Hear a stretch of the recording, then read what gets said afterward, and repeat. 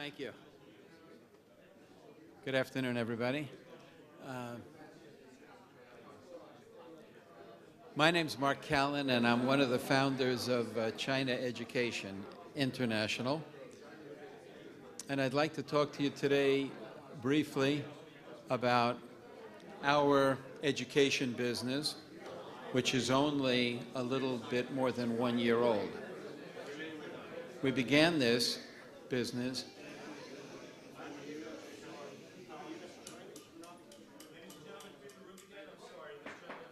It's okay. Thank you. So, let me just start afresh. I'm one of the founders of this company, China Education International. We are an organization involved in education. We're an American public company, bulletin board, which is just over 1 year old in our educational activities.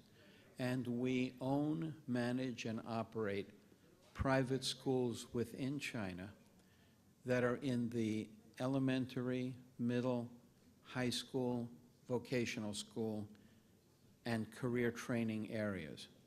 We're also involved in providing some training for college entrance exams and advanced placement exams, SAT, those things which would enable students to be accepted at American or UK schools. We currently manage 4 schools,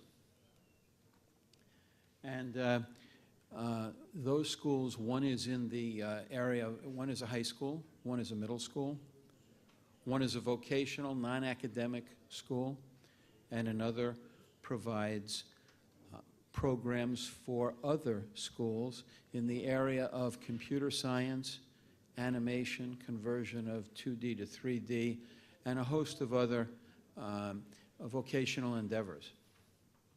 In addition, we have some international programs that we operate in connection with a group of Chinese colleges and universities and American colleges and universities.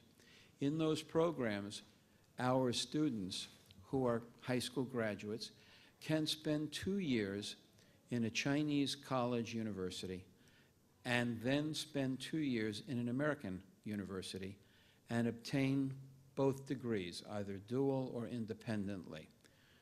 Those programs involve associate degrees, some bachelor's degrees, some graduate degrees, some MBAs, and even some EMBAs. The current schools that we have, that we've acquired over the last 14 months, are first a high school in the Hangzhou area with 3,500 students, an elementary school on the island of Pingtan, which is sort of between Taiwan and Fuzhou, if you know the geography, with about 3,500 students.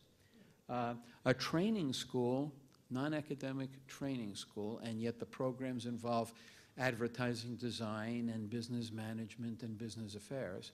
That school is located in Hefei, which is Anhui province, and an information and technology organization which is headquartered in Shanghai, subject to the exceptions of the financials, which provides programs and training for 18 separate schools within China. And so we actually, in that part of our business model, we take programs to these individual high schools and provide training at that high school. So it's almost like a school within a school. As you probably know about education in China, I can review this rather quickly. We know that about 11% of Chinese individual income is spent on education, which is extremely large, third after only food and housing. We know that Chinese people spend about 7% of their disposable income on education, which is probably 3 or 3.5 times as much as Americans. And we know that more and more of China's gross domestic product each year is devoted to education. This year, the estimate is 4%, which is up dramatically from just the past few years. So more and more, and for those of you who have visited China and seen the educational world, you can appreciate that education in China isn't just increasing, it's exploding. In the public schools, however, there are some issues. The Chinese government provides mandatory free education for students between the 1st grade and the 9th grade. That means that there is no mandatory, absolute mandatory education for all kindergarten students. And in China, kindergarten is really preschool. It's a 3-year program where hopefully students learn reading readiness and socialization and familiarity with characters and learning. So that is not guaranteed in China. And so the opportunity for private schools is to help fulfill that ongoing and increasing need as the years go on. Beyond that, for those students who reach the age of 15 or so and are finished with the 9th grade, there's no provision, no absolute provision that everyone be given a high school education, either academic or vocational. So some students are just sort of abandoned from the public school system, and the private school system has the opportunity to provide those students with an opportunity to do something more than menial tasks and start to build a career for themselves and, of course, for the benefit of their families. Private school in China is growing at an extraordinary rate. Currently, somewhere the estimates vary, between 10 and 20% of students are being educated by the private sector. That's growing, as you would expect it to, because the private sector shows and private schools demonstrate that they have an ability to give students a first-rate education and tender loving care that we're sort of all used to in the United States. And more, as the middle class in China increases, we find that this model of private education in a sort of semi-American sense has an increasing appeal to everybody. Beyond that, more and more students in China are preparing to go to either a good college in China or perhaps the United States, UK, Canada, Australia.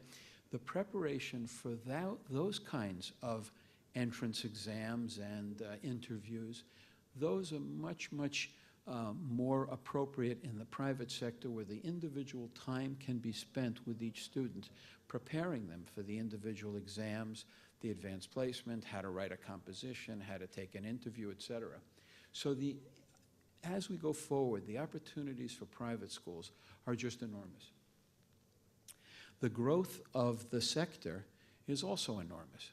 If you look at what's going to happen by 2020, you can see that 40 million kindergarten students, 74 million vocational students, and higher education students, 33 million. These are very, very large numbers compared to the facilities that exist today. And the public sector only builds its facilities at a certain rate. The incremental is clearly available to the private sector. Perhaps lastly, the government has taken a new view over the last 20 years regarding education in China. When 1997 began, when the Chinese government, the central government, published some policies, they recognized that they wanted to encourage the development of private schools, but there was really no method to do that because there was no acceptance of the notion of profits. So if you were operating a private school, it was expected that you were going to do the same thing as a public school would do, which was that do this for the greater good. And so that didn't work out terribly well. And in 2002, the government changed or modified its position and expanded it to explain that it was all right for schools to make a reasonable return and a reasonable profit if they were private. But in 2010, the government took a giant step and said and explained that it's fine for private schools to exist. They should make money. There's a reason for investment. Investment should be supported. So it's in this environment that we, as China Education International, is operating. We look at schools that are already established. They are prestigious. They are well run. They are managed by people who are educators, not business people who happen to see another opportunity in education.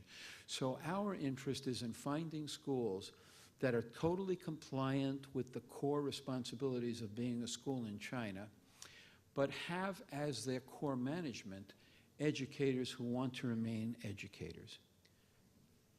We also look to see that the government is approving of what this particular school does and the way it operates. So part of our due diligence in looking at schools is to not only talk to the school and the school owners and the students' families, but the government and some of the party leaders to make sure that these are really the most prestigious schools in the area.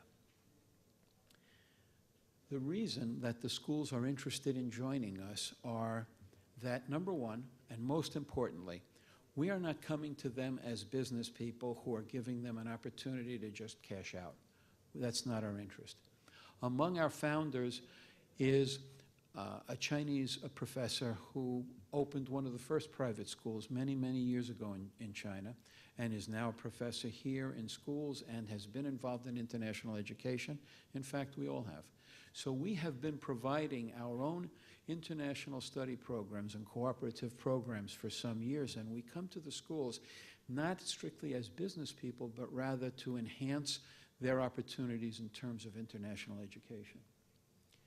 Beyond that, we offer the school owners the opportunity to continue to manage the curriculum of their own school.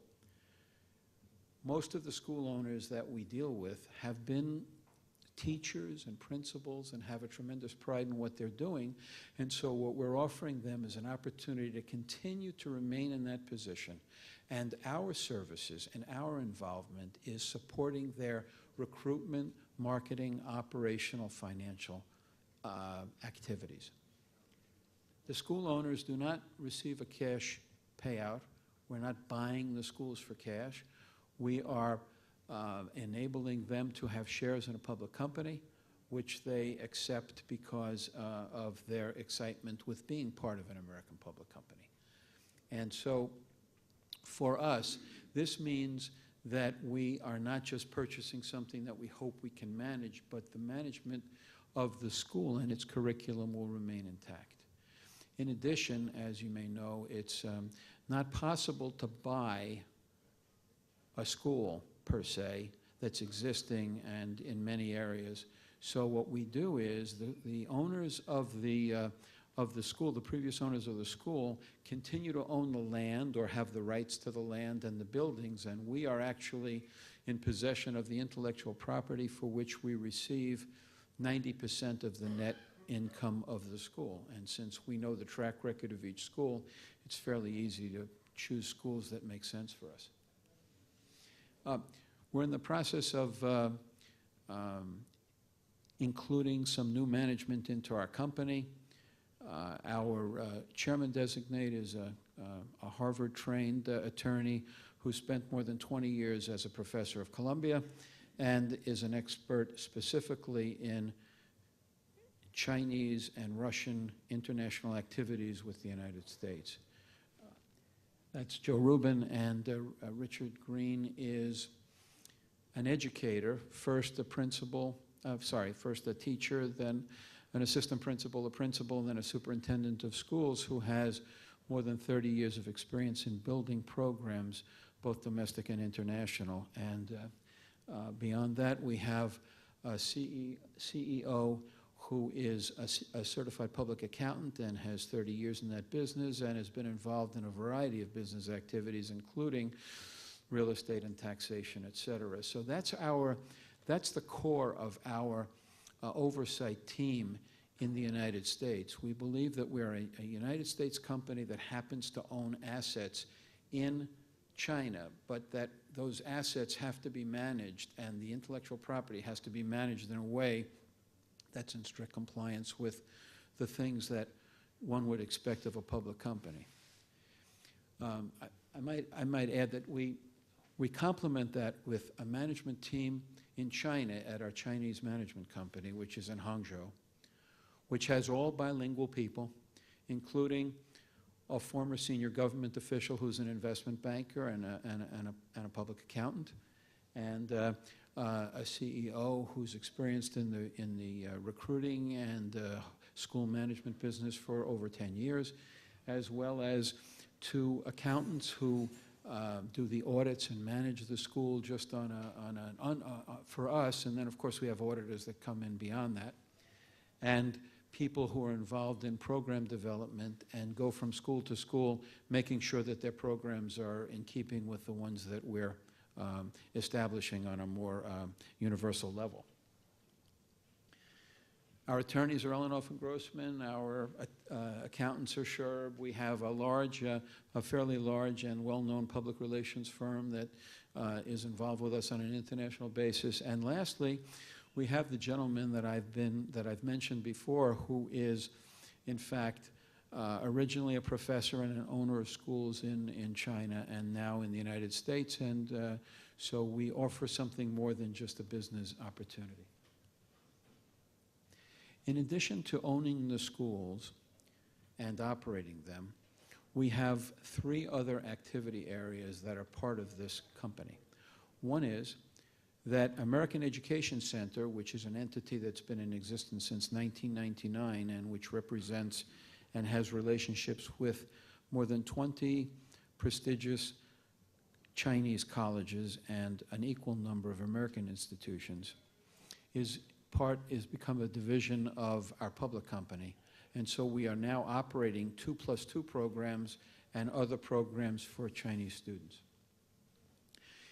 Beyond that, we have a new type of English language teaching, which is a modified ESL, or English as a Second Language program. For those of you who know what ESL is, it's a very accepted and successful means of teaching Chinese people how to speak English, and it focuses on a sort of an adversarial but friendly adversarial approach where you get everybody involved rather than just reading a textbook and or listening to a tape or disc.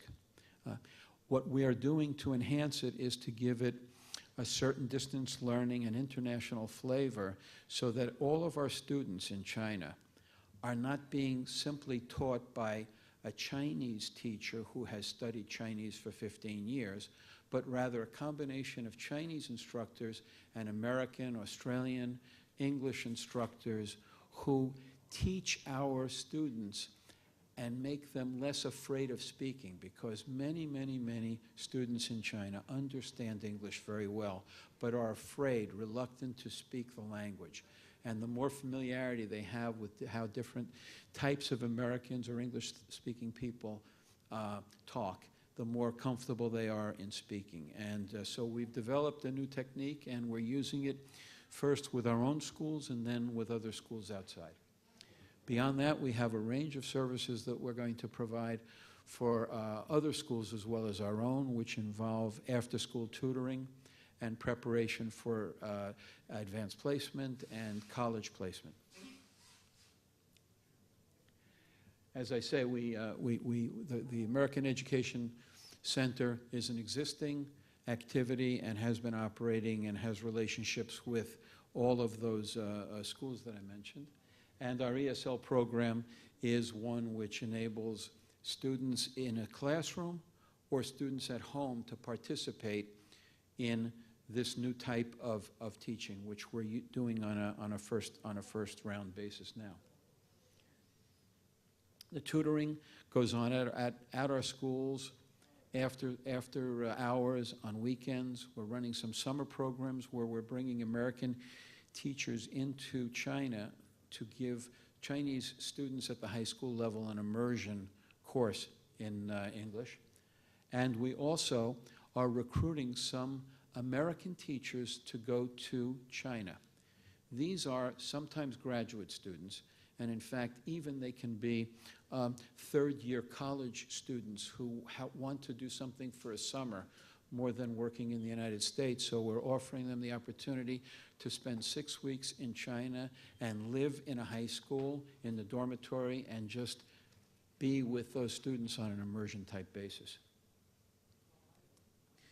Our company concept is that we have a public company, and you're probably familiar with the VIE and slow walk concepts, but at the end of the day, the schools are managed by a Chinese management company, in turn owned by an offshore, in this case, BVI Corporation, which is in turn owned by the public company. The thing that we believe makes us interesting to many schools is that many Chinese schools want to be part of a public company. The owners would like to find an ultimate exit strategy for themselves and their families, but they don't want to do it at the expense of the responsibilities they feel towards the students, so we give them that. Beyond that, being a part of international programs makes a high school, for example, more prestigious than its peers. If one student in an area has international programs and others do not, that particular school has a competitive advantage in recruiting students, which is hard to measure but obvious when you go out into the field. Also, private schools want to be part of a brand.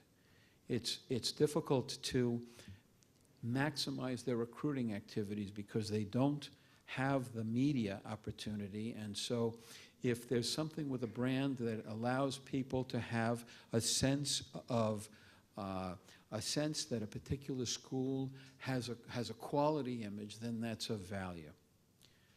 Next, of course, Chinese families need kindergartens. There aren't enough public kindergartens to go around, and so the only choice for many, many families is to choose a private school. Private schools are becoming the best in China. It happens in virtually every country, where the amount of money, when you have an emerging middle class, the amount of money that those parents can put into educating their child just overwhelms anything that the public sector could ever do. And so as a result, the private schools are charging more, giving more value, doing more for those students, giving them all the kinds of enrichment programs that other Western nations have. Lastly, for us, we acquire schools based on a formula whereby they receive shares in the company, in the public company, rather than cash. So the schools are really dedicated to becoming and participating and benefiting from being part of that public company, and at the same time, it means that our growth need not be organic. Our growth is through acquisition, and the acquisitions are available in virtually every part of China today.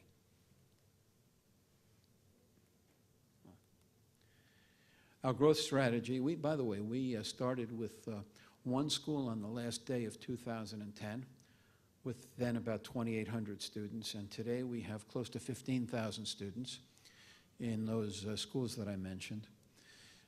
Our projection is that we will have the same kind of growth this year, which we think will bring us to something over 60,000 students by the end of this year. We plan to introduce international programs to all of those schools and to the areas where those schools are, and to introduce a new kindergarten brand, which we hope to do by September. Beyond that, since we're a bulletin board company, and as I guess every bulletin board company, we expect and we hope to be able to uplist to NASDAQ. We certainly, or NASDAQ or a senior exchange, and we're certainly taking all the steps necessary to make sure that that can happen. The growth and performance of our company is simple to understand. Historically, for this first year, and as we go forward, our activities result in us earning a gross margin of about $500 per student over the course of a year. And based upon our overheads and the tax structure of some of the schools. Some schools don't pay tax, some do. It's a very complicated formula. But at the end of the day, using an average, we have seen and project that a student generates about $300 net income after taxes. So the math is fairly simple. If we had, based on the number of students, we had about we have 15,000 students today. If the math holds and our projection is accurate, we would be in the range of $4.5 million of net income. So we think that the investment is in a business where there's a tremendous amount of safety, unlike some of the businesses in foreign countries that we've all seen. There is no accounts receivable, no inventory. There's nothing to be obfuscated. It's all very, very clean and easy and understandable for people. Beyond that, we have a tremendous amount of government support. I won't bore you with the comparables. I think everybody understands that the education segment in China is one that has, over the years, established good PE ratios. Sometimes there have been more based on promise and hope than reality. We started our business ourselves, and we believe that going forward that we'll be able to continue our growth pattern and have a tremendous number of students by the end of the year, resulting in a solid profit and for the company. We're small. We only did a small amount of revenue last year because we were just filling up our first number of schools.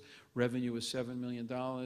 Gross profit 2.6. We have cash, assets, and most importantly, we have a lot of students, and we're going to have many, many, many more students. That's the story of our company, and we thank you for listening.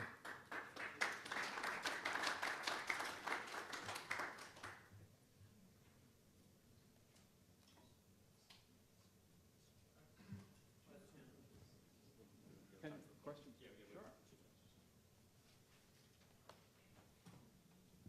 Because you have no receivables, no inventory, and it's prepaid tuition, I guess it doesn't take very long for you to become pre-tax income positive. It's kind of a redundancy there, but how do you prevent yourself from overpaying? And I guess even if you overpaid, because it's a transparent situation, you could be in a positive situation, what, the worst in 2 or 3 years?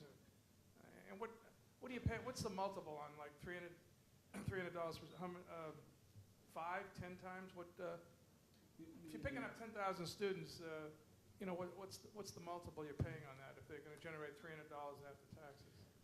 Well, we know that first of all, you have to consider what the tax situation is in China. Some schools, everybody, to my understanding, I'm not a tax attorney, but I have spent years in China trying to understand the education space, which is different provincially. Everything in China is provincial. But everybody's supposed to pay a sales tax or de facto sales tax of about 5%. And then there's income tax. Now, the true income tax is supposed to be 25%. But sometimes there are some provinces that have a program such that they absorb some of those taxes. In some provinces, they pay the taxes for new businesses in order to stimulate them. In addition, sometimes they get an opportunity to defer or do away with those taxes for a certain period of time. So you have all these complicated and intricate things. But the basic point, I think, if I understand the direction you're going, is yes. Because we have no giant, large cost to get started in a particular school, you quickly get to the point where you have a surplus or a profit or whatever it is.